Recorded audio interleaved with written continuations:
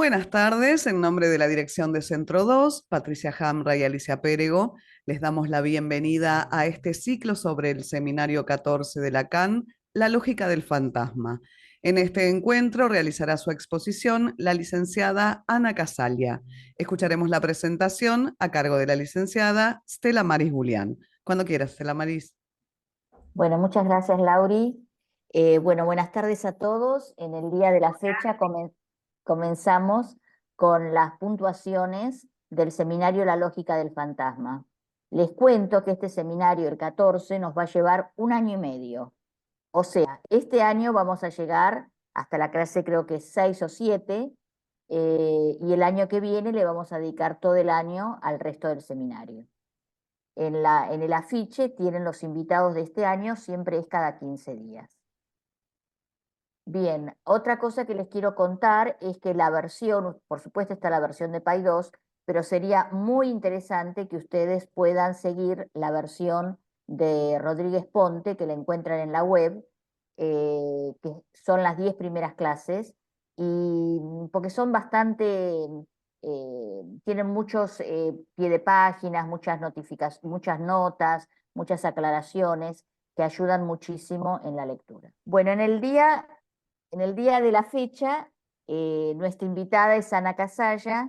Ana Casalla es una querida colega de mi escuela, de la Escuela Freudiana de Buenos Aires. Ella es psicoanalista, analista miembro de escuela y analista de escuela por la ESBA, o sea, AME y AE.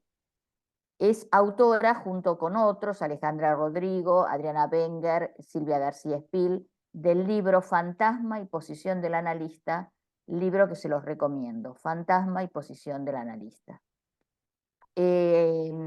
Participó de la cátedra de psicopatología en la época de Mazuca, en la UBA, fue integrante de la cátedra. Desde hace muchísimos años es jurado de AME por la Escuela Freudiana de Buenos Aires. Bueno, Ana les va a dar una introducción al seminario, no va a tomar una clase en particular, sino una introducción, y titulamos su disertación Pegan un niño. Les cuento otra cosa más, y es que no puse números de clase en el seminario, van a ver que está en la fecha de la clase nada más, porque como hay diferentes versiones se van a hacer lío y era toda una galleta, entonces era más fácil poner el número de clases. Así que no esperen clase 1, 2, 3, 4, sino por número de clase las busco. Bueno, Ana, un gustazo que estés acá, te cedo la palabra y me embuteo. Hola, buenas tardes. Para mí también es un gusto, un agradecimiento a Estela Julián que me invitó y también al Centro 2 que me recibe. Y bueno, también quiero decirles que hablar de la lógica del fantasma en este momento de la formación de todos ustedes y también de la nuestra es nodal para la práctica psicoanalítica. El psicoanálisis es una práctica fundamentada en Freud. Fíjense lo importante que son los historiales freudianos. Muchos de nosotros, yo por lo menos, he entrado a Freud a partir de los historiales, ¿no? Él escribía cada día, terminada la tarea con los pacientes, lo que había escuchado, lo que le había llevado también a buscar respuestas fuera de la medicina e inventar el método de la asociación libre, que sigue siendo fundamental para nosotros la asociación libre, porque es en lo que vamos escuchando que encontramos cuál es la posición que tiene cada uno o desde dónde se está hablando, ¿no? Sin embargo, no es solo Freud, sino que nosotros mismos aportamos nuestra experiencia porque cada caso nos conmueve, nos sorprende y no podemos hacer clínica sin un compromiso emocional. En esto hay que poner el cuerpo. Así hoy me han invitado no solo a hablar, sino a dialogar también con ustedes, poner el cuerpo, mi cabeza, mi emoción y la de ustedes para que de esto de hoy salga algo que nos permita un poco más meternos en lo que implica para cada uno el psicoanálisis. Ahora, sin embargo, este título, Introducción a la lógica del fantasma, hasta podría leerse en un parque de diversiones. Por ejemplo, a la entrada del tren fantasma, discúlpenme la antigüedad, ¿no? Porque sí, el fantasma despierta sensaciones. No hay película de terror en la cual el misterio de que algo impredecible surja detrás de una cortina no nos traiga también esa intriga de lo que anda por ahí y no sabemos. Esa evocación me sirve para que cada uno ubique en sí mismo cuántas veces hace cosas, resuelve cuestiones sin saber por qué y se desconoce. Entonces, sensaciones en el cuerpo, sean de satisfacción, rechazo, dolor, angustia, tiene que ver con lo que hace en cada uno el fantasma y también el desconocimiento. Porque, ¿qué pasa? El desconocimiento es propio del fantasma, es lo que no nos permite reconocer tan fácilmente que hay un goce, que hay una satisfacción jugada y también en la cura, lo cual hace que la esencia misma de esos acontecimientos que busco que ustedes evoquen está en juego. Esto es la singularidad de cada uno dado el aporte del fantasma poniendo en contacto qué, pulsión y pensamientos inconscientes con palabras. Por eso les decía lo de la asociación libre. O sea, remarco, ¿no? Que el fantasma le da palabras a la unión entre pulsión e inconsciente. Uno de los temas interesantes para que ustedes lean, ya que el seminario va a ser suficientemente largo, Pulsiones y sus destinos, de Freud. Entonces, ¿qué pasa? El enorme paso que da Lacan con la lógica del fantasma es sacar el fantasma de ahí donde Freud lo había dejado y tal vez mal interpretado por muchos de sus seguidores. Sacarlo de la sujeción del fantasma de las escenas traumáticas, de la realidad de los hechos históricos. Me pasó esto porque mi papá, porque mi hermano. Entonces, sacarlo de ahí para ir a la lógica, lo que llamamos la relación, lo digo aunque no se entienda todavía, entre el significante y la verdad, ¿no? Por ahora, veamos después qué va haciendo a lo largo de todo este tiempo, que van a tener fantasmas para rato. Entonces, sacar las escenas traumáticas de la realidad de lo acontecido es la diferencia entre el fantasma de Lacan y la fantasía fundamental en Freud. ¿Por qué le interesa dar este paso a Lacan? Porque ya decía, ¿no?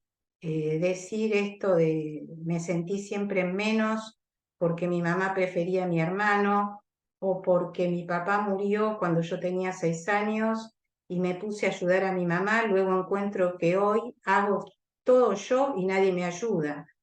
O porque tenía juegos eróticos con mi hermano mayor, aprendí que los hombres son abusadores.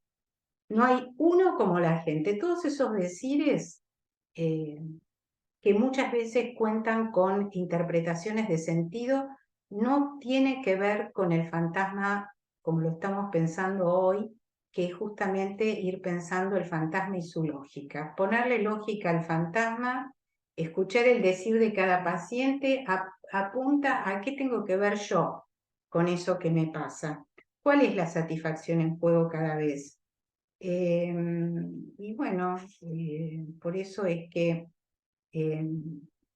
digamos que con todo esto también quiero decir que yo comprobé en mi clínica, que llevo unos cuantos años, la diferencia que esto aporta a la clínica, ¿no? Y es justamente el analista, la función del analista, decimos, lo que por su posición en la transferencia va descubriendo a servicio de qué está el goce de cada uno. Eso que lo hace sufrir, lo cual hace entrar en el terreno justamente de la lógica. Tan es así que Lacan dice, detesto la historia. Para encontrar la relación con eso que estoy presentando, después más adelante vamos a ver un caso. Bueno, fue una necesidad clínica de Lacan, entonces, ponerle lógica al fantasma para salir de culpabilizar a mamá, papá, al trauma por lo que me pasa, para descubrir para qué le sirve a cada uno el síntoma. Justamente Lacan le puso lógica al fantasma. Y también para que la cura sea en transferencia, porque es desde la posición del analista que se juega también el fantasma en el análisis. Por eso la posición del analista en la cura no depende solo de los conocimientos que le ha dado la universidad, ¿no? Sino de su formación, porque implica poner el cuerpo en lo que es justamente el análisis del analista, ¿no? Lacan en la dirección de la cura, que es del año 58, referido a esto, dice que hay un pago que hace el analista, que lo paga con su persona. Y que esto quiere decir que en cuanto que diga lo que diga, la presta como soporte a los fenómenos singulares que el análisis ha descubierto en la transferencia. Bueno, esta convicción de Lacan sobre la cura es contundente en la proposición del año 67, la proposición de octubre se llama, ya que ahí justamente dice que de lo que se trata es, se empieza preguntando cuál es, digamos, la cuestión de la función del analista, ¿no? ¿Y qué sabe el analista? ¿Cuál es la función de lo que él sabe? Y dice que en ese caso el lugar del no saber es central, el lugar del no saber. Y que la clave es ese vacío del no saber, que en realidad dice que se puede llenar con cualquier cosa. Justamente estas cosas que decía, ¿no? La culpa la tiene mamá, papá, etcétera, ¿no? Y dice, salvo que apliquemos una lógica.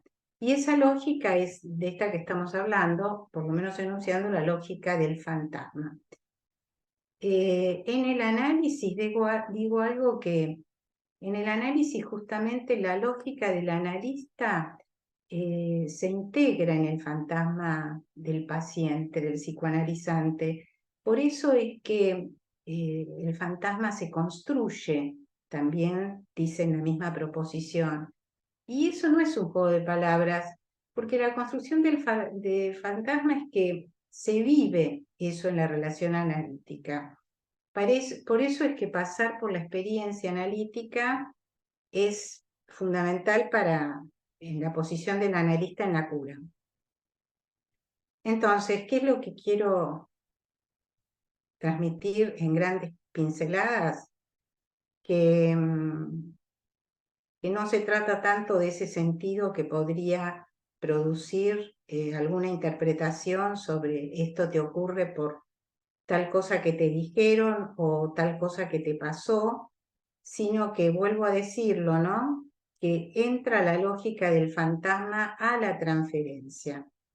Y si hablamos de esto que decía, que el fantasma vincula la pulsión y las fantasías inconscientes con palabras, eso en la asociación libre se va produciendo. Y ocurre que también el analista forma parte de eso. Por eso la cura es en transferencia, porque se batalla con la satisfacción de la pulsión, no para reprimirla, sino para trabajar ese goce. Por eso es que el fantasma se construye en transferencia, o sea, no es algo que se sabe de antemano, sino que se va produciendo y escuchando a lo largo de un análisis. Bueno, puede que no se entienda tanto todo lo que vamos diciendo ahora al principio, pero bueno, no se preocupen porque a mí también me llevó años. Y de alguna manera ingresar hoy con este pedido de Estela hacia Pegan a un niño va a enmarcar mucho el tema del fantasma. Y luego veremos en el caso si también se afloja un poco más para poder, para que ustedes también se vayan implicando, así como al escuchar y preguntar, ¿no? Bueno, a ver. También decir algo más sobre el ser, que se habla del ser del fantasma, y que decir por lo menos que no hay ser en el origen, sino que la lógica del fantasma ubica el seminario, ¿no? Una operatoria estructural donde la represión primordial excluye lo innato. ¿Viste eso que te dicen? Ay, sos parecido a tu papá porque sos egoísta, ¿no? No hay un ser así, digamos, en el sentido de lo innato, ¿no? Como puramente biológico, sino que como seres parlantes somos bañados literalmente por el lenguaje, ¿no? Entonces esa condición necesaria de la exclusión primordial de lo innato, ahí queda un agujero. Y eso es un núcleo de sinsentido, un agujero. Eso es lo que Lacan llama el objeto A, para tener una aproximación. Digamos, como que el lenguaje se apodera del sujeto. La pulsión lo hace objeto.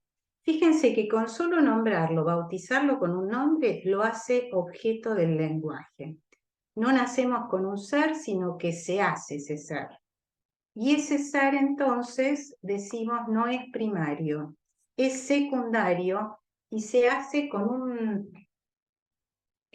una operatoria, con una operación que se llama repetición, que dura toda la vida, ya seguramente la van a trabajar o quizás ya la han empezado a trabajar, ¿no? La repetición insiste y de ahí vuelven respuestas que constituyen el ser del fantasma. O sea que el ser se hace, ¿no?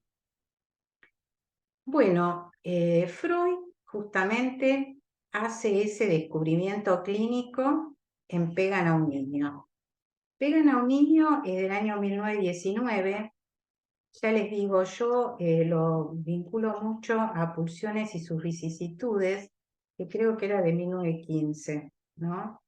Y, a ver, vamos empezando por algo simple. Sería que dijimos que no se nace con un ser, sino que se hace, que el ser es secundario, y posiblemente al nivel de las respuestas, ¿qué soy?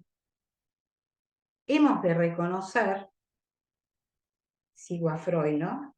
Soy pegado.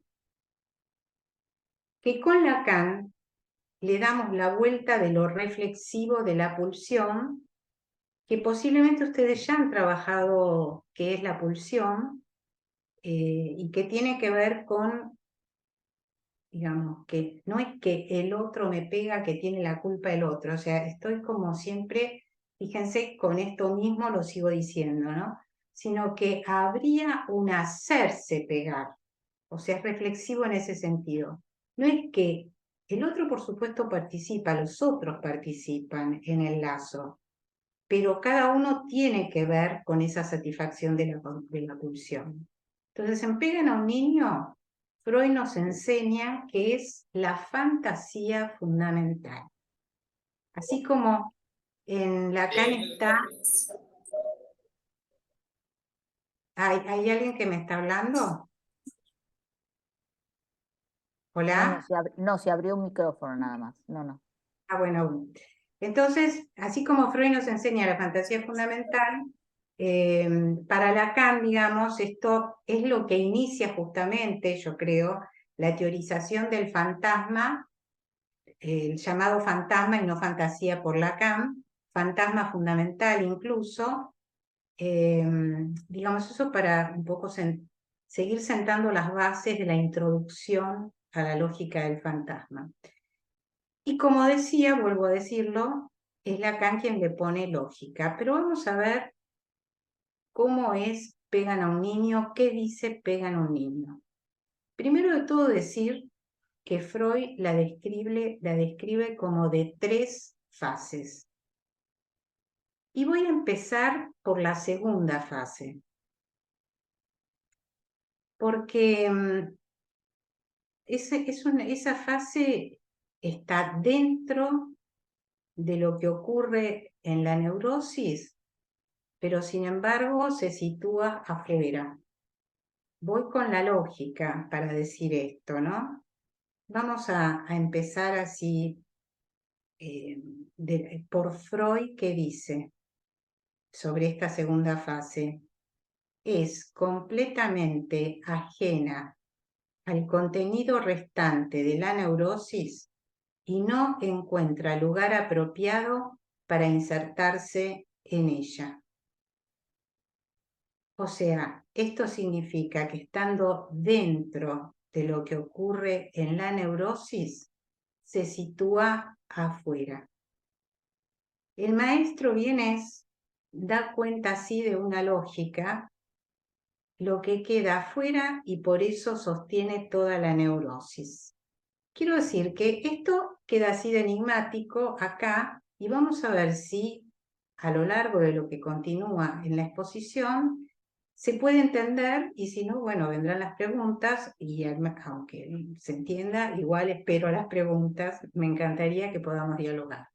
Entonces, lo que también se dice de esto, podemos decir, es que no hay asociaciones sobre esa segunda fase. Tampoco hay ningún pensamiento inconsciente que lleve a esto. O sea que es una frase que no es interpretable, sino que es construida. Entonces, es una frase que está en repetición, está en acto, se muestra. Pero ¿cuál es esa frase que debe construirse puesto que no se enuncia? La frase, aislada por Freud, la que corresponde a esta segunda fase, es: yo soy pegado por el Padre. Entonces, escuchemos. Yo soy, en primera persona, pegado por el Padre. Ahí está el ser. ¿Y por qué está fuera del alcance del enunciado? Porque no se enuncia, sino que se actúa. Veremos cómo. Tengo que decir además que lo que le agrega Lacan es una lectura lógica, y es que eso goza. Ahí está en juego un goce que es masoquista. Con este subrayado, que no se enuncia, pero se muestra, es justamente, lo digo así, porque es lo que la hace parte a la frase de las vueltas de la repetición, las vueltas a lo mismo. O sea, que me cuido para que me acepten, y termino haciendo algo, por ejemplo, en una reunión, donde termino sancionado, de alguna manera pegado. ¿Y qué pasó? ¿No? O sea, cómo las vueltas de la repetición me mandan al mismo lugar de goce. Eso, aunque no lo entiendan, igual lo digo, es para Lacan la vuelta a lo real. Bueno, hechos estos anuncios, prosigo. Pegan a un niño es la frase que titula el artículo de Freud. Esa es considerada como la primera fase. Freud dice, o sea, primero de todo, pegan a un niño. Digo, pegan a un niño. Es una frase completamente consciente. Pero fíjense que la particularidad que tiene esta frase es que el sujeto no está implicado. Digo, allá, pegan a un niño. No digo, ¿qué hago yo? ¿No? Mientras que la segunda fase sería, que está fuera del contenido de la neurosis, nos dijo: yo soy pegado por el Padre, no es nunca enunciada. Y la tercera es una fase consciente. Fíjense cómo se las ingenia, por decirlo así mal dicho, el sujeto. Yo veo cómo un niño es pegado por el padre o por algún subrogado paterno. Así dice Freud. Entonces, ¿cuál es la diferencia de yo veo como un niño es pegado por el padre, que es la tercera fase, con la primera fase pegan a un niño. Es que ahora dicha fantasía se hace sostén del placer onanista o del goce sexual. O sea, es un pensamiento que utilizan muchos sujetos para masturbarse o para lograr el goce sexual. Esto es que recurre a esa frase. Entonces, ¿cuál es la singularidad? Que la frase sostiene el goce masoquista sin que se represente en la escena el propio sujeto. O sea, veo como pegan a un niño, el pegado es otro. Y es en esa medida, por la sustracción de que yo no estoy ahí, sino que estoy viendo, es un fantasma que sostiene el deseo. Esto es un concepto muy importante porque siempre el fantasma sostiene el deseo, pero tiene que ver con que tiene que estar sustraído de ese goce el sujeto, ¿no? O sea que se juega ¿qué? Lo que hemos llamado el desconocimiento. El desconocimiento del fantasma. El fantasma te permite no saber qué tenés que ver vos con eso, ¿no? O sea, el desconocimiento sobre que es el propio sujeto el pegado. Y es porque se configura en la escena no soy yo el pegado, que sostiene el deseo en el fantasma. Es la frase que al negar que el yo esté implicado, sostiene el deseo. Lo digo varias veces porque es importante. O sea, hay un espacio entre la escena y la frase que introduce un real, que es esa negación, yo estoy sustraído, para que el deseo se sostenga. O sea, fíjense que yo veo, no es que estoy en escena. O sea, no está representado el propio sujeto. Esto es que la diferencia con la segunda fase es que sin palabras, sino que en el hecho ficcional mismo, se dice, no soy yo el pegado, es el otro. Pensemos esa articulación, ya que, bueno, Freud habla de que ahí se obtiene un goce masoquista. O sea, él está pensando en el sadismo como primario, no no el masoquismo como primario. O sea que, bueno, es importante eso ir siguiéndolo. Yo no tengo mucho más tiempo para poder llegar hasta el caso, digamos, pero sí decir que el sujeto, o sea, mediante lo que sería lo que ustedes pueden leer en Pulsiones y Destinos de Pulsión, es que mediante los destinos pulsionales, como la transformación en lo contrario y la vuelta sobre sí mismo, el sujeto pasa a otra parte sin saberlo. ¿A qué otra parte pasa sin saberlo? A identificarse con el niño pegado, pero sin saberlo. O sea, él goza de ver eso y de alguna manera él está, sin saberlo, ha pasado a ese mismo lugar. O sea, que aquello que no podría nunca representarse en la escena, pero que se produce en acto y en repetición. Mientras que lo que enuncia el sujeto es que él ve una escena. Entonces es por esa negación que puede resultar eficaz como fantasía onanista, ¿no? O sea, es un modo de goce que se repite en una escena del fantasma y por supuesto que tiene que ver con el Edipo, con un goce que tiene que ver con el incesto. Es como que es una sustitución del incesto que está reprimido, ¿no? Al mismo tiempo, hay alguien ahí que está gozando de golpear y que generalmente se pone en ese lugar un hipotético otro gozador que vendría a ser el padre. Entonces, el fantasma se constituye en una escena ficcional. No puedo universalizarlo, no puedo decir que es un fantasma común a todos el hacerse pegar, ¿no? Pero sí esa forma lógica. O sea que el fantasma determina el lazo, pero bajo la forma renegada de no querer saber nada de eso. No me represento ni en la escena ni en la fantasía como gozado. Y es por esa sustracción, vuelvo a decir, que el deseo se sostiene en el fantasma. Ahora bien, si por el contrario algo en la escena empieza a trastocarse por algún accidente, ¿no?, que se produzca en la escena, y viene a representarse algo de ese goce, al llegar a la conciencia justamente surge la angustia. Bueno, esto es lo que tenía que para decirles de Pegan a un niño. Comienzo, si les parece, ¿te parece, Estela? Voy al caso, Sí, ¿no? perfecto, sí. Bueno, es un caso que lo nombro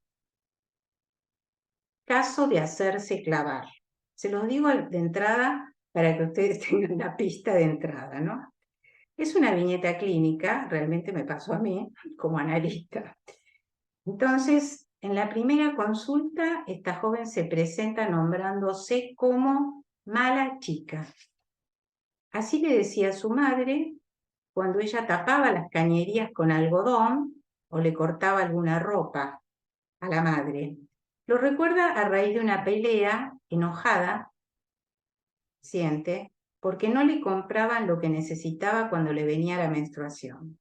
Con cierto impudor, relata también en esa época que robaba a sus compañeras de trabajo el sueldo e incluso lo hizo para comprarle un regalo a su madre. Sin embargo, se refiere con desprecio a la mamá, nombrándola como esa señora sucia con olor allá abajo.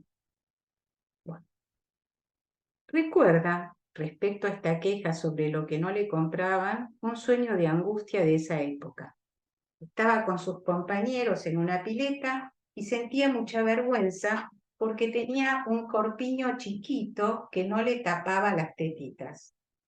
En una sesión, relata que usualmente se oculta para que no la vea la ex mujer de su novio, que está separado. A esa ex mujer de su novio, ella la llama todo el tiempo la señora. Entonces, la paciente lo espera en una esquina, mientras él va a llevarle la plata para el hijo. Generalmente, esto a ella no le hace mella, pero cuando algo ocurre, algún accidente, como les decía en la escena, como por ejemplo que tiene que esperar demasiado o que empiece a llover, ¿no? Entonces, como en este caso que fue que él tardó mucho. Se angustia y se pregunta por qué tengo que esperarlo así, qué soy para él, comentando lo que debe esperar al novio, que es en una esquina. Comentando eso asocia ese sueño que les mencioné recién, eh, como su espera vana de que sus padres le compren lo que necesitaba, tanto en la infancia como en la adolescencia. Y finalmente, es todo en la misma sesión esto, surge un recuerdo, que como todo recuerdo ustedes saben, lo llamamos encubridor. El recuerdo es que la madre le clavaba las uñas al cruzar la calle. Después de decir esto, en la sesión dice, ¿cuánto la quiero a mamá? Y para esto se la pasa generalmente hablando de las peleas contra la madre, de los problemas con la madre. Bueno, finalmente, cuando va terminando la sesión, le digo, parece que se siente clavada y ahí cortamos la sesión. Bueno, la sesión siguiente se abre con un acting. Llega diciendo, me gasté toda la plata del análisis comprando cosas baratas. ¿A qué límite quiero llegar? Le pido entonces que pague algo en esa misma sesión. Y se desata una furia, una enorme furia, y me dice mala analista. Entonces, me doy cuenta, voy teniendo la hipótesis, de que lo amoroso de la transferencia se sostenía admitiendo eso de ella de dar poco, de no pagar, atrasarse en los pagos, pedir que le bajen los honorarios, cosa que yo he admitido bastante. Entonces, creo que así se dio entrada en el análisis, con esto que les estaba diciendo antes de la transferencia, la posición del analista y el fantasma, cómo entra en el análisis.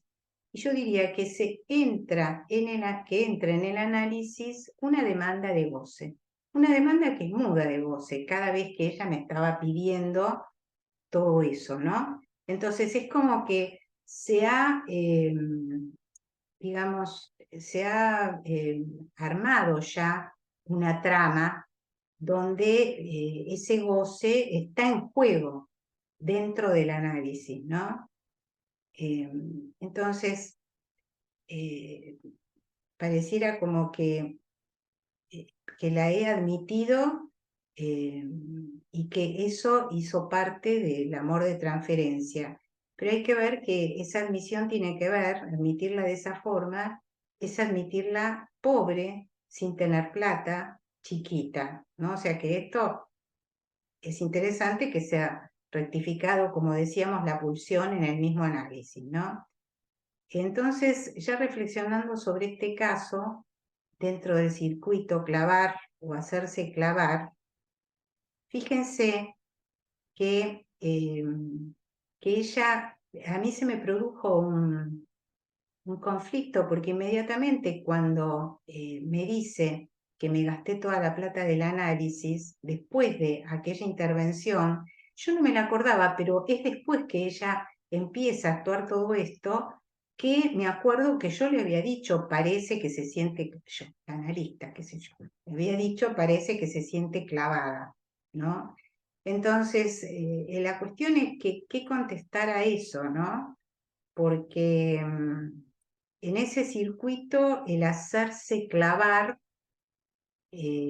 jugaba, si no le digo nada y acepto la propuesta, la hago clavo, un analizante clavo.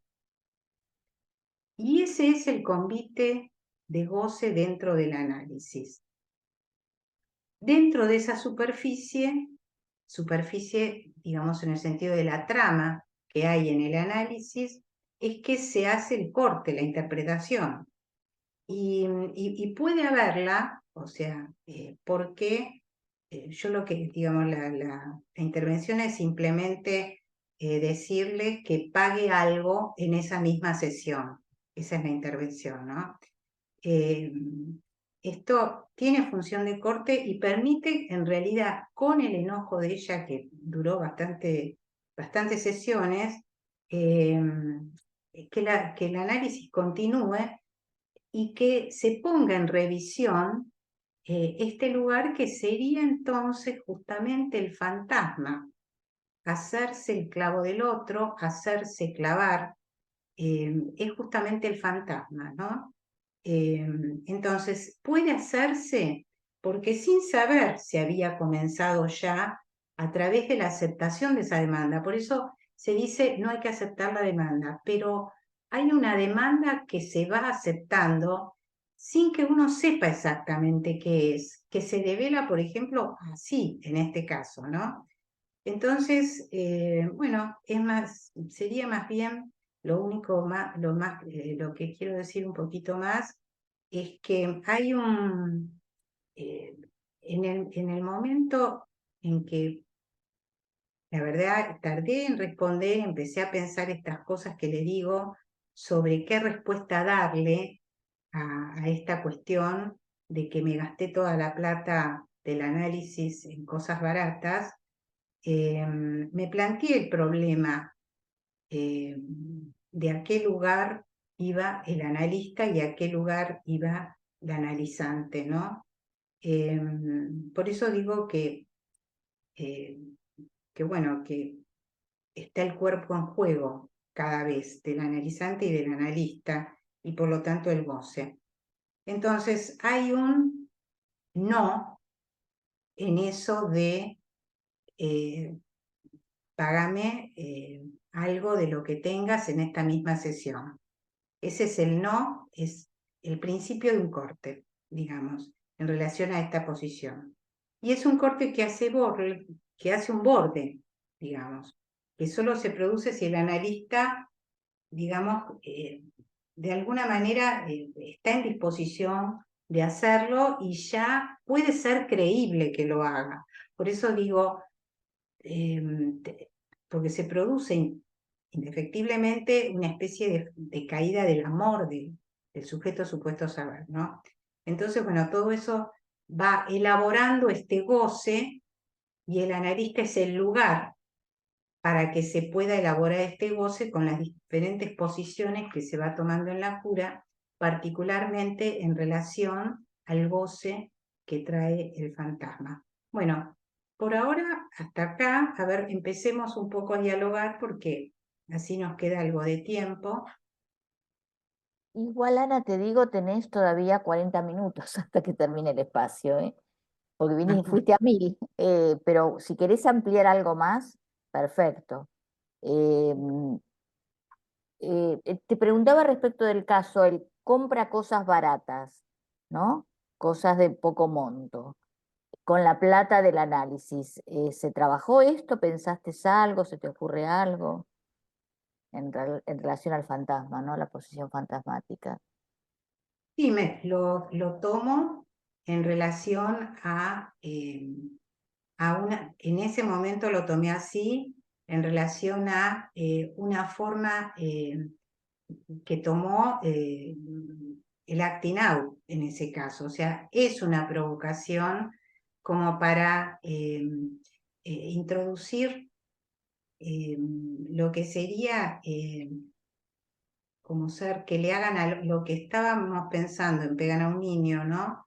Como para introducir en el otro, que en este caso era el analista, el clavarlo, el hacerlo clavar, Te hago ¿no? clavar, te clavo, Te hago te clavar, clavo. te hago clavar, te clavo, que es un poco el sentimiento. Vos fíjense cómo en la sesión esta que traigo, que después viene esta otra, o sea, la anterior a esta última que tomé, está en juego justamente la poca resistencia que tiene ella para poder esperar al otro. Y al mismo tiempo el desconocimiento, eh, cuando está ahí en la esquina, salvo que se produzca alguna cosa que le haga pensar, pero ¿y por qué tarda? Pero entonces que soy para él, ¿no? Hay como un no querer saber nada acerca de que él también le da a la señora, digamos, ¿no? Entonces, me parece que por eso es un caso que me parece bastante ejemplar por el tema de que se juega el desconocimiento del fantasma. Creo que es muy importante que eh, es muy importante y tiene mucho que ver con la duración que tienen los análisis, ¿no? Eh, Porque no se le puede contar a alguien, lo que pasa es que el hacerte clavar tiene que ver con un modo de goce tuyo, porque no sirve para nada, no digo porque a veces se escucha gente que es como que tiene claro, por ejemplo, una especie de idea sobre qué es su fantasma, pero no tiene que ver con que se haya comprometido realmente la satisfacción de goce en el análisis, ¿no? Por eso quizás si tengo un poco más de tiempo, yo quizás se podría eh, tomar, espera un poquito, un poco más, la cuestión de pulsiones y sus destinos, ¿no? Bueno, ¿Te puedo hacer una pregunta sobre lo que estabas diciendo? Sí, cómo no. Gisela. Porque pensaba en esto de clavar, ¿no? Y si clavar, de alguna manera, no fue elegido, entre comillas, porque uno apuesta, pero después es de acuerdo a los efectos, si no se puede pensar como un significante, ¿no? Porque quizás no es cualquier cosa que que apareció ahí en escena, ¿no? Y si no será ese significante que de alguna manera se liga a alguna pulsión. ¿Por qué, digamos, apareció el clavar, si bien es clavar las uñas, por qué eso y no alguna otra cosa? Bueno, lo que vos me decís es sumamente central. Quiero decir, ¿por qué aparece? Porque ese significante es un significante que tiene que ver con su goce, que tiene que ver con el goce y es central en su fantasma. No es que yo lo tomo porque quiero, sino que ella me lo hace sentir a mí.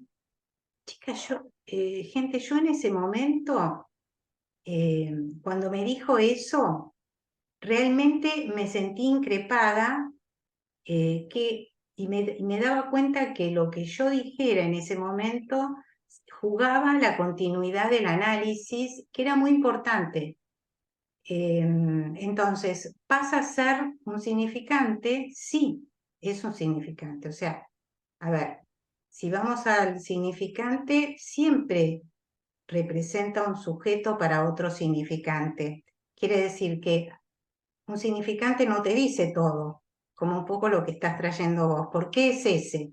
Y yo no sabía por qué era eso, no me dice todo el que aparezca eso. Sí conmueve, por eso traje tanto al principio la cuestión de la conmoción en el cuerpo. Conmociona el cuerpo del analista en ese momento y ella viene como si estuviera lo más fresca diciéndolo. Por eso digo que es un acting out, ¿no?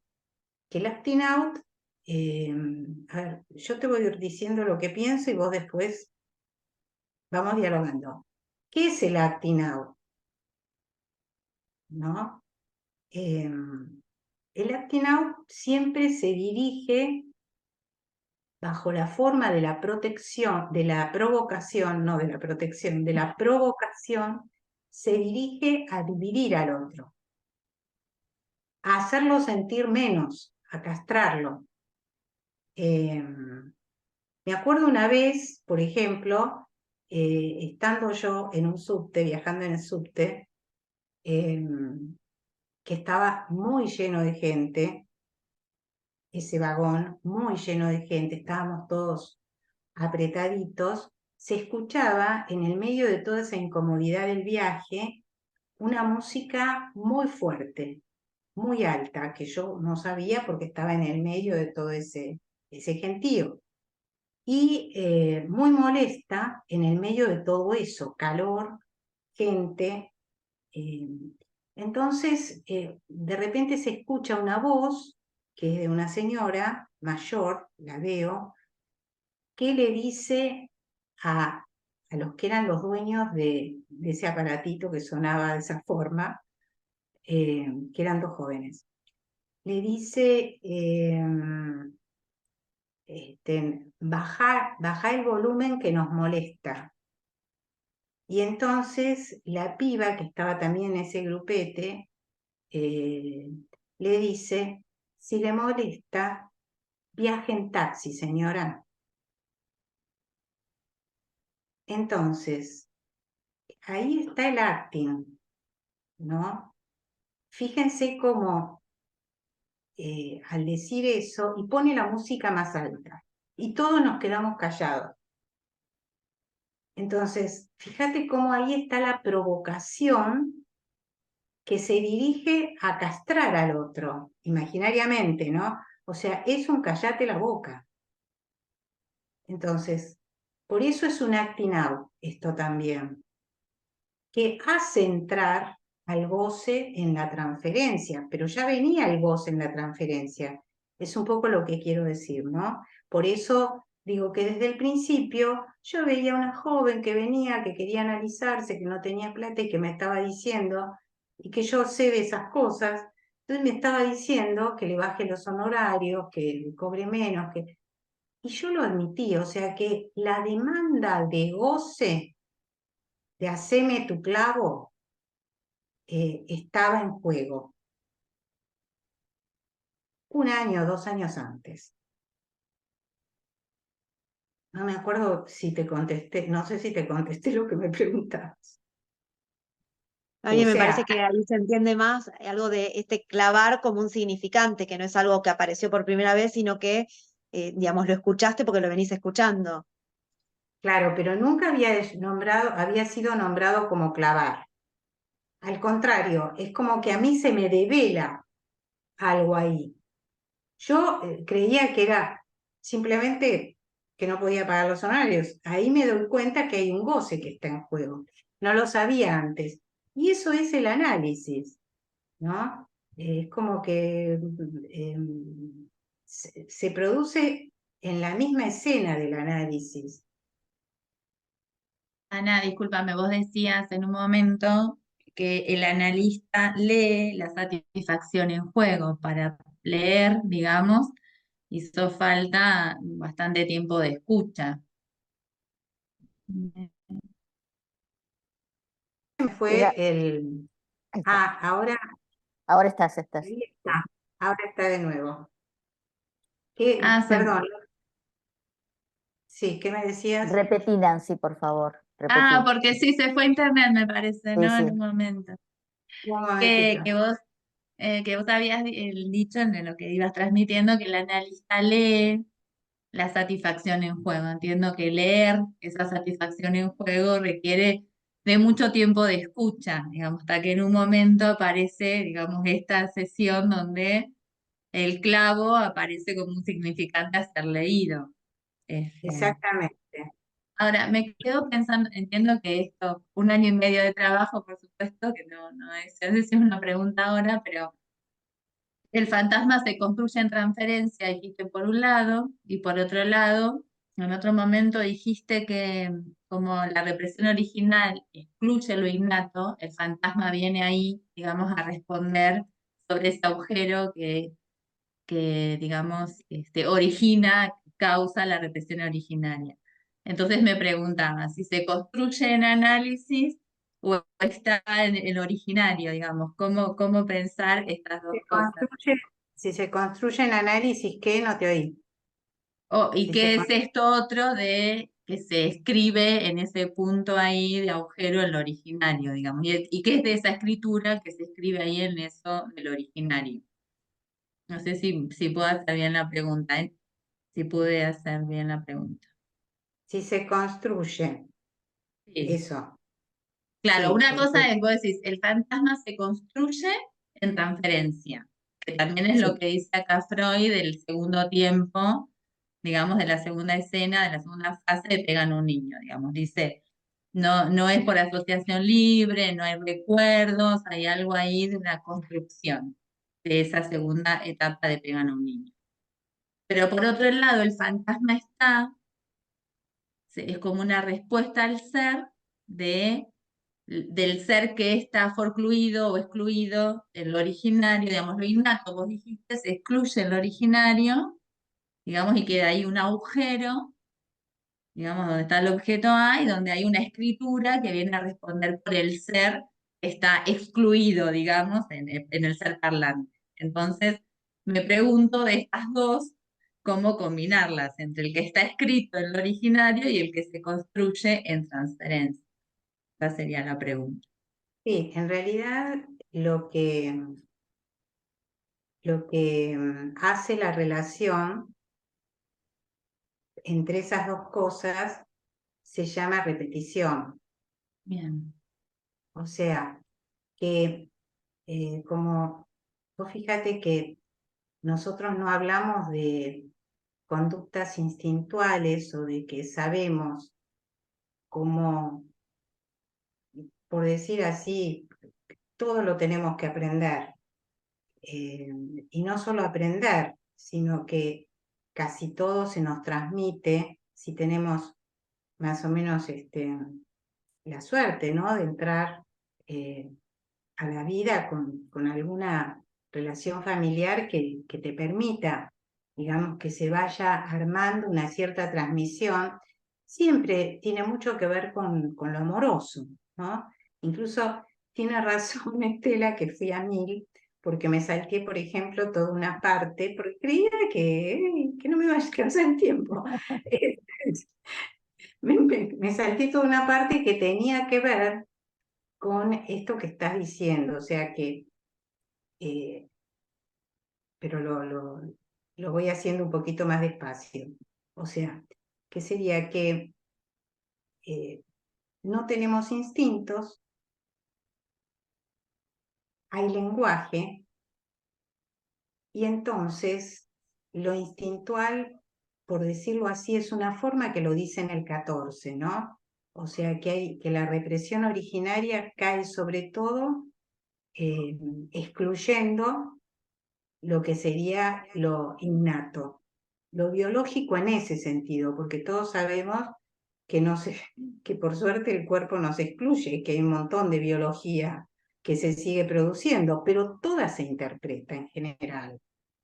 Toda se interpreta. Me duele la panza porque me puse nerviosa, ¿no? O veo menos porque, bueno, siempre hay como ciertas razones que forman parte de lo que nos pasa en el cuerpo. Entonces, en ese sentido, no es lo instintual lo que pasa. No es lo que lo que pasa completamente, no es lo que pasa con lo biológico, aunque también ocurren, por supuesto, cuestiones biológicas que, como decía, se interpretan. Entonces, es justamente por la relación con el otro primordial, se suele decir, o sea, con una mamá, con un papá, con alguien que está en un lugar sustituto, que lo trata de determinada forma, que hay yo decía, un apoderamiento del lenguaje de ese sujeto, y la pulsión toma como objeto bueno, yo dije ese sujeto, a ese ser, a ese nacido, ¿no? Recién nacido, y de ese modo se va constituyendo que los agujeros del cuerpo, que son los que se corresponderían a lo oral, lo anal, particularmente,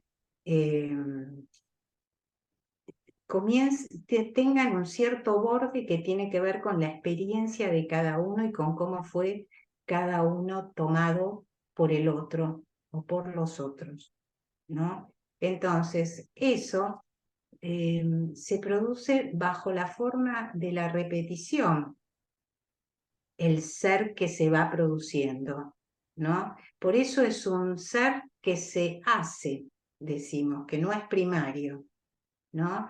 Y entonces la repetición es un modo en que se retorna siempre a lo mismo, pero ¿qué es lo mismo? Es lo real, o sea, es que se retorna a que no hay, voy a decirlo así rápidamente para poder hacerme comprender, pero habría que decirlo mejor, leyendo más sobre qué es repetición. No hay instinto. Se repite, no hay instinto, no hay, no hay. O sea, ese sería una especie de real que entonces lo que va a ir yendo a ese lugar es lo que te va pasando con el otro. Cómo sos nombrado, cómo sos tomado. Por eso decía que es como un apoderamiento del lenguaje sobre el cuerpo de cada uno, ¿no?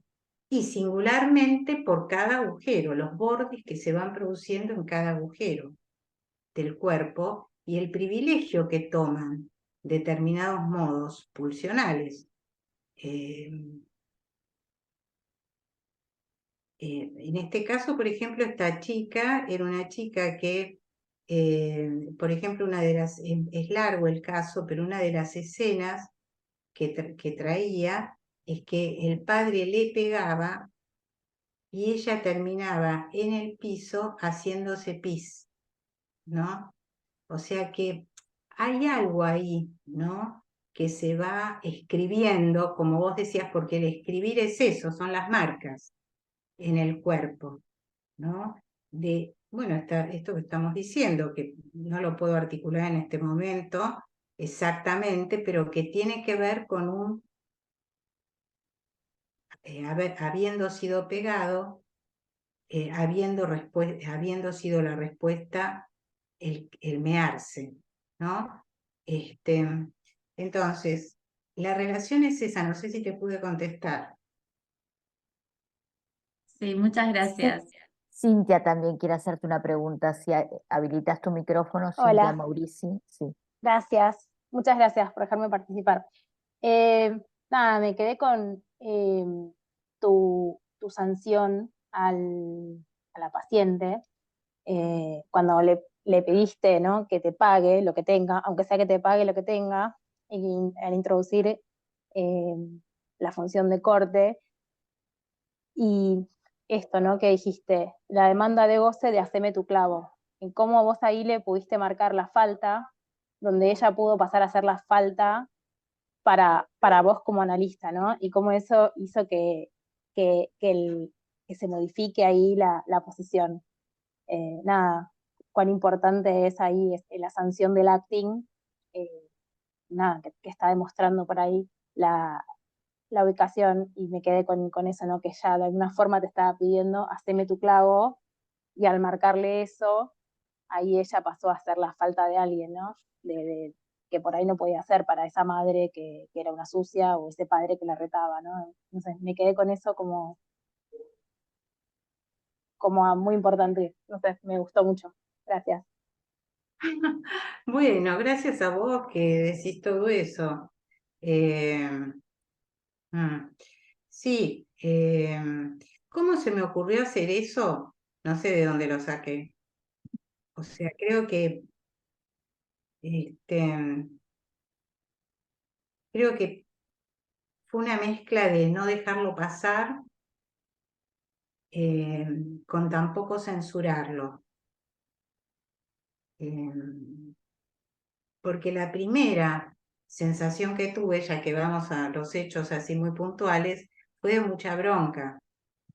Eh, Como que me sentía como burlada, pero esto es el análisis. O sea, poder sacar lo personal y brindarse al caso y a lo que se escucha, encontrar ahí algo y bueno, y sentir que no podía operar sin Claro. hacerla esclavo. Ujú. Eso, ¿no? Eh, De que ella pasara a ser falta de alguien, y ella esté en esa posición de acting, ahí estar como buscando ese lugar donde poder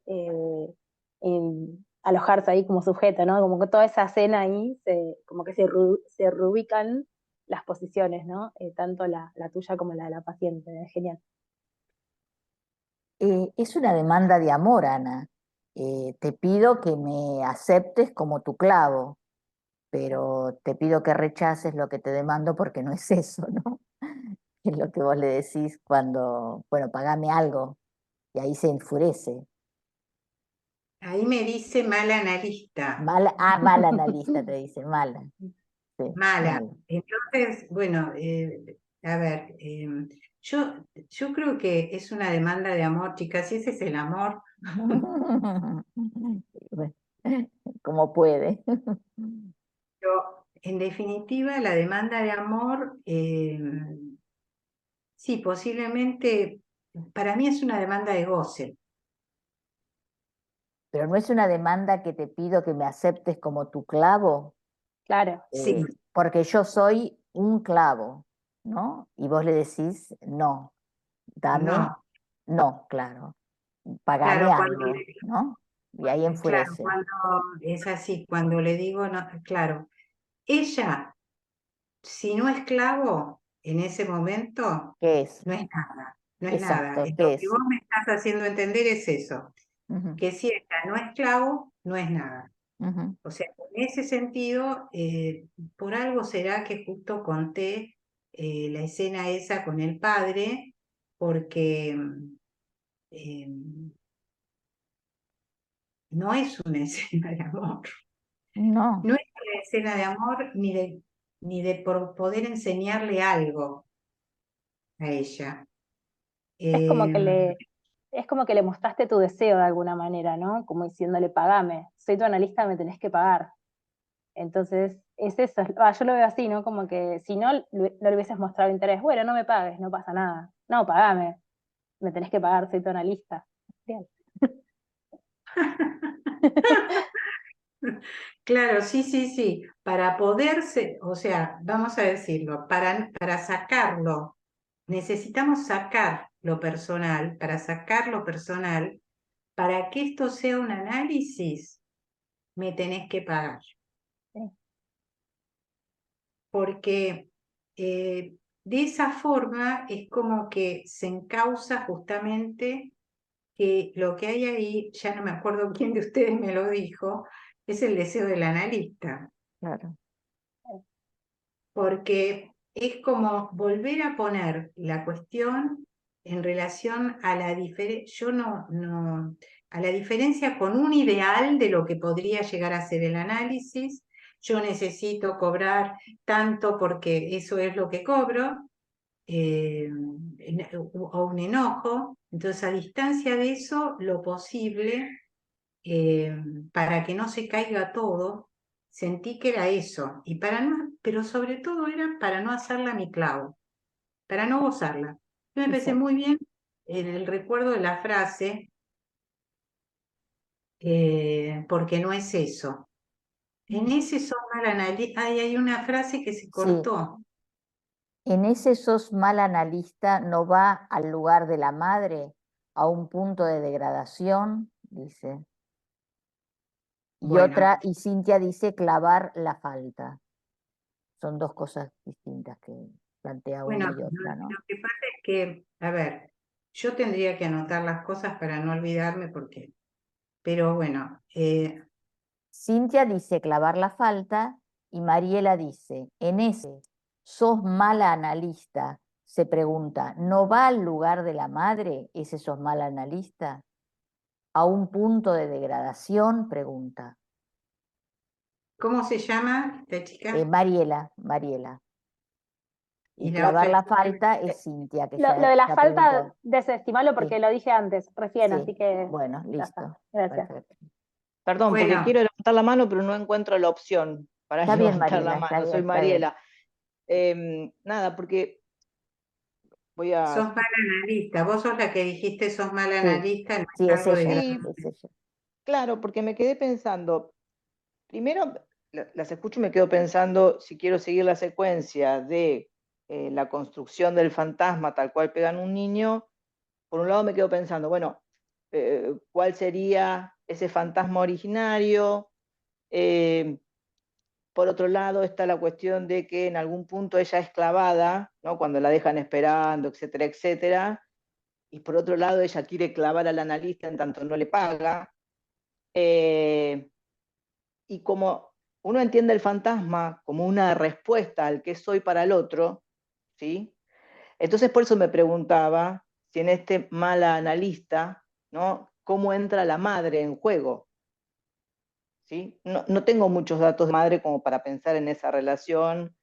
Y si uno lo piensa como la intervención del padre en el punto de la separación, ¿no? Entonces, me quedo pensando si ese mal analista no deja al analista en el lugar de la madre, ¿no? Bueno, no sé si aclaré algo de mi embrollo. bueno, en relación a Cintia, para terminar con, o para avanzar un poco más, con clavar la falta, como la falta no se clava, no había ninguna posibilidad para mí en ese momento de producir ya la cuestión de la falta simbólica, para ese caso, en esa sesión. Entonces, sí, Cintia, creo que es porque ese es el camino hacia la falta, es que si yo la lleno, ese lugar vacío, ¿se acuerdan que dije la cuestión de la proposición, que Lacan dice qué es lo que el analista debe saber? Y dice que el lugar central de eso es el no saber. Bueno, eso es muy importante, vamos a ver por qué lo digo. Pues entonces quiere decir que ese es el camino para la falta, pero está lleno ¿de qué? De fantasma. de los goces producidos a lo largo de la historia de cada uno. Entonces, es en el camino de la falta. La falta como falta simbólica se produce a partir, digo, es un ensayo que hago en este momento, nunca lo pensé, pero bueno, yo creo que a partir de lo que estoy diciendo, tengo que decir que se produce a partir de sucesivas pérdidas y duelo por esas pérdidas. Como que en este caso, esta es una sesión inaugural de muchas sesiones a las que, dentro de lo cual se llegó en definitiva a un final de análisis propiciado por ella, que me dijo, Ana, hasta acá, se fue del análisis bien, y creo que, digo, no es el final del análisis así como del analista con todo eso, sino el final del análisis en el sentido de que ella puede perder estos goces que le trababan el diario vivir, ¿no? Entonces, en ese sentido, eso es en el camino hacia la falta. ¿Qué quiere decir que está lleno de pérdidas el análisis? Quiere decir que cada vez que, por ejemplo, se produce esta cuestión del no es eso, que traía Estela, la frase, cada vez que se cuestiona de un modo así, como esto u otra cosa, pero que siempre es por intermedio del significante o del acto del analista, porque de alguna manera quizás en esta sesión nos encontramos que el que yo le haya dicho, el que le haya dicho, pagame algo, lo que tengas en este momento, más o menos esa fue la frase, quizás es un acto. Digamos, Claro que en sí, el claro que sentido sí. de Sí, volver a poner, ¿no es cierto?, en juego el análisis. claro. Porque Ordenar el análisis. Claro. Y, el hola, análisis. hola Ana, gracias, me pareció muy claro y Fernanda. muy explicativo. ¿Cómo estás? Hola. Y relanzaste la transferencia, porque por lo que decía, yo pensaba también, digo, una cosa, uno puede, el paciente puede tardar en entrar en análisis, ¿no? Digo, quizás el paciente ya había entrado en análisis, no sé, no tengo muchos datos, pero si vos esto, además de relanzar la transferencia, por ahí podría ser hasta tomado, si no hubiera habido, no lo sé, la entrada en análisis, podrías decir, o una vuelta, otra vuelta. No sé Sí, si... sí, se entiende. Espera un poquito que voy por orden. Porque vamos a decir, lo de clavar la falta, me falta decir algo, y es que, Ah, entonces pongo así como tema que son pérdidas sucesivas de goce que de algún modo u otro cada uno tiene que aceptar. O sea, es porque ella, y debido a esto que vos hablás de la entrada en análisis y lo que sería el amor de transferencia, subsistió, se pudo seguir, ¿no? De alguna manera ella aceptó perder el hacerse clavo o el hacerse clavar. Eso es como un duelo que va a llevar todo un tiempo hasta que en una sesión se descubre qué era la cuestión del clavo, que no se las voy a contar, chicas. Bueno, será para otra vuelta. Vamos a para otra esperar la vuelta. escritura del caso, Ana, cuando lo publiques.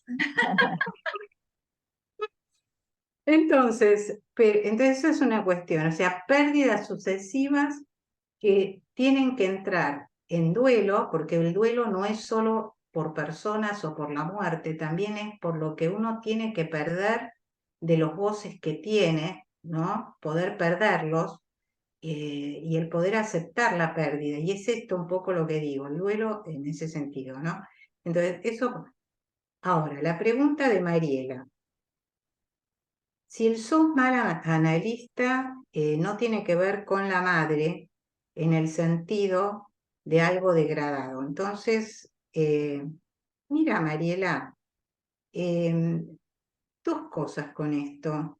Una, que yo podría tener la hipótesis, esa que nunca la pensé, que estás trayendo vos, y que sería que si ella aprendió a degradar, lo aprendió de la madre, posiblemente. ¿No? Pero yo no puedo, yo no entro en el análisis, yo como analista no sigo la línea en el análisis de la identificación.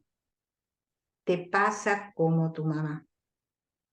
No puedo, si yo entro en esa línea, yo aprendí en mi análisis personal hace muchos años que tocar la identificación fija más la identificación. Entonces, bueno, Mariela, creo que puede ser que tengas razón, que el sos mal analista lo haya aprendido en casa, en su casa, digamos, lo haya aprendido en relación a esa madre. O sea que ella hasta ese momento no había podido objetivar que la madre en realidad no era buena madre, que era mala madre. Que en realidad cuando me dice esa señora con ese olor allá abajo, me está diciendo, bajo el modo de la degradación, algo que tiene que ver más con el asco, pero que no pudo todavía a esa altura significarse bajo, bueno, ¿qué le pasa a esa madre? ¿Qué es lo que esa madre no da? ¿No? Entonces, esa es una línea más interesante para el análisis, el que en algún momento eso entre o que yo en algún momento pueda preguntarle, ¿por qué llamas a tu mamá de esa forma? ¿No? Con ese mal olor allá abajo. Este, pero bueno, no, creo que hay que abstenerse de interpretar, por ejemplo, una cosa burda, lo digo burdo, ¿no? No porque Mariela vos lo digas, que sería, por ejemplo, che, pero vos me degradás como tu mamá te enseñó que se degrada cuando no te No, compren. pero a ver, lo que yo quise decir es que ella, de alguna manera, te pone a vos en ese lugar, pero con tu intervención, vos salís de ese lugar.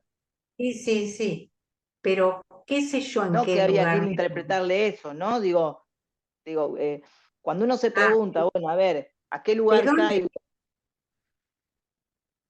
¿Se Sí, entiende? seguí. No, eso, ¿qué objeto estoy ocupando para el otro, ¿no? En la sesión analítica, digo, desde ese lugar yo pensaba que ella intenta como ponerte en ese lugar, ¿no? Clavándote con los honorarios, te clavo con los honorarios, ¿no?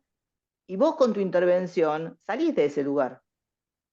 Sí, Mariela, perfecto, te entiendo. Ella, se puede decir, aprendió en un sentido muy amplio de la palabra aprender, a que una de las peores cosas que le hacían a ella era no darle lo que necesitaba. En ese sentido, hace lo mismo que la madre le hacía a ella. Entiendo. Ahora vos fíjate que lo que vos traes me permite, me voy un poco, Mariela, de lo que vos querés decir, me permite decir, entonces la línea no va a ser la comparación con la madre. Entiendo que vos no es que traes eso, pero te quiero decir, en un análisis más de lo que sería, yo dije que trajo desviaciones, ciertas cosas que trajeron desviaciones de Freud, ¿no? Que es porque estas cosas no se sabían. O sea, es la lógica que le pone Lacan lo que nos permite a nosotros a quedarnos más en la línea del significante y en la línea del acto y del goce, que en la línea de la identificación, ¿no? Eso tengo para decirte. Ahí sí se entendió. ¿Estás de acuerdo? Sí. Hay una pregunta más de Kira y vamos a ir cerrando, pues ya estamos en tiempo. Kira Haman, si podés habilitar tu micrófono. Gracias. Bueno, muchas gracias por compartir este caso y esta sesión tan interesante. Yo me preguntaba con respecto al caso dos cosas, ¿no? Si nos puedes contar algo de la estructura, que si habías pensado algo de la estructura de este sujeto.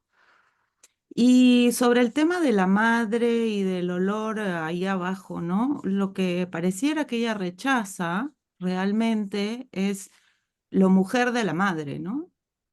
Entonces, o sea, hay una cosa de eso, del estatuto de la mujer, que también pasa por lo que le pasa a ella con las toallas higiénicas, ¿no? O sea, no sé si nos puedes contar algo de eso. Sí, estoy totalmente de acuerdo.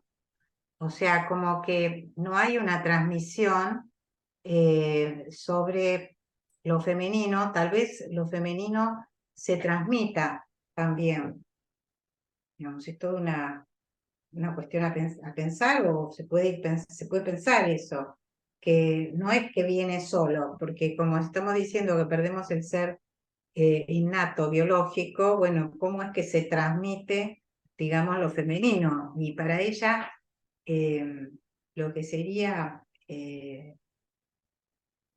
la falta en relación a la madre está ocupada por olor allá abajo. O sea, no está transmitido lo que sería la falta, el vacío, el deseo, sino que está transmitido en la ocupación de ese lugar yo te voy a decir, por lo amarrete que se va sabiendo y por el olor. Ahora, para lo que yo descubro, lo que vamos descubriendo muchas sesiones después, es que ella había tenido una situación de abuso en un auto por el tío, que era el hermano de la madre. O sea que el olor allá abajo tenía otras composiciones, por eso uno no se puede tampoco Claro, apurar, ¿no? claro. Sí, Bueno, sí, es que justamente eso es lo que parecía, porque, o sea, el olor ahí abajo tiene que ver con un asco, y un asco tiene que ver con un involucramiento y una vergüenza y todas unas cosas. está, Por eso está- te indagaba por ese asunto, ¿no? está bien, muy bien la pregunta. Muchas Bueno, gracias por las preguntas, por el espacio precioso, por la gente, me encantó. qué suerte. Gracias, Ana. Te agradezco mucho en nombre de todos los analistas participantes. Bueno, muchas gracias por acompañarnos. Les cuento que el 20 de septiembre, o sea, en 15 días, la invitada es Gabriela Insúa, que es analista del Centro 2, es docente del Centro 2, quien va a trabajar la fórmula del fantasma, sujeto barrado Losange A, existencia de hecho y existencia lógica, que corresponde a la clase de Rodríguez Ponte del 16 de noviembre de 1966. Les recomiendo que la busquen en la web, ponen Rodríguez Ponte, Lógica del Fantasma, y lo van a encontrar. Bueno, ¿están ahí? Sí. Ah, bueno, porque se me fue la imagen. Aquí está. Bueno, Bueno, muchas gracias a todos por estar y bueno, nos vemos en gracias. 15 días. Gracias, Ana, querida. Chao, Gracias. hasta Gracias, luego. Lauri, Buenas por tardes. Gracias, acompañarnos. Muchas Ana. gracias. Muchas gracias Chao, a muchas todos. gracias.